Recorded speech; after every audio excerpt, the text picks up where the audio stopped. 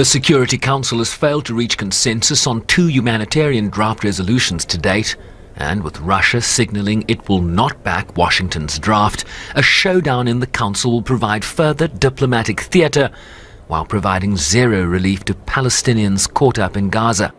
Делегация США старается продавить новый проект. The US delegation is now trying to put forward a new draft with politicized, inappropriate and very dubious provisions so that the US allies in the Council would find it easier to vote for the American text. The sponsors have plumped it full of a whole number of humanitarian measures that Israel could do during its ground operation. They have sought to ensure that nothing in the draft would prevent Western Jerusalem from carrying it out.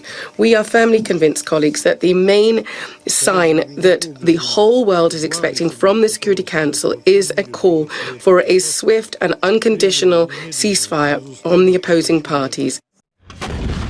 Russia further argues that the US draft calling only for humanitarian pauses would see the Council complicit in green-lighting an Israeli ground invasion of Gaza, which Washington has sought to delay to give more time for hostage negotiations to bear fruit, while affirming Israel's right to self-defense. We all agree on the vital need to protect civilians. As President Biden has made clear from the outset of this crisis, while Israel has the right, indeed the obligation, to defend itself, the way it does so matters. We know Hamas does not represent the Palestinian people, and Palestinian civilians are not to blame for the carnage committed by Hamas. Palestinian civilians must be protected.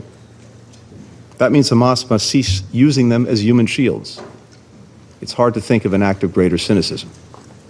It means Israel must take all possible precautions to avoid harm to civilians. It means food, water, medicine, and other essential humanitarian assistance must be able to flow into Gaza and to the people who need them. This independent expert asked if there were any lessons to be learned by Israel from the US response to the attacks on 9/11 that led to it invading Iraq based on incorrect intelligence and then later Afghanistan. What did we learn from 9/11? That the response was in deep and profound violation of international law. And the cost of that was the perpetuation of the cycle of conditions conducive to violence. It wasn't an end to violence. It provided the basis for further radicalization, further extremism conducive to terrorism.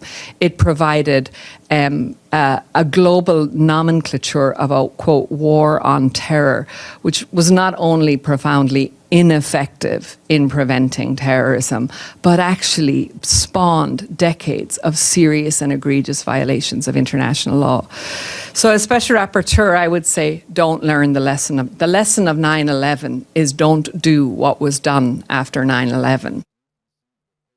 While the UN's Independent Commission of Inquiry on the Occupied Palestinian Territories and Israel says parties to the current conflict have failed to take effective precautionary measures to avoid civilian casualties as they continue to investigate as part of a broad mandate.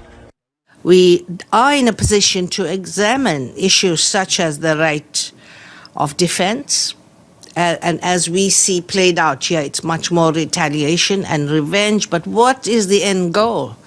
What can they seek to achieve by this? But the principal point we made is that there are clear indications that international crimes have been committed. So accordingly, in line with our mandate, we began collecting evidence of war crimes committed by Hamas and other Palestinian armed groups and by Israeli security forces. It's difficult to understand how international law can be observed in the current circumstances. When we look at the extent of the destruction and the toll of civilian casualties, is it possible to conduct the kind of military operation that Israel is conducting in Gaza and still comply with international law?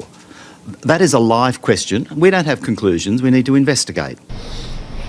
While the Israeli death toll from the Hamas attack remains at around 1,400, the number of those killed in Gaza now exceeds 6,500, including 35 UN staff, in a war where the unknowns remain great. Sherman Bryce-Pease, SABC News, New York.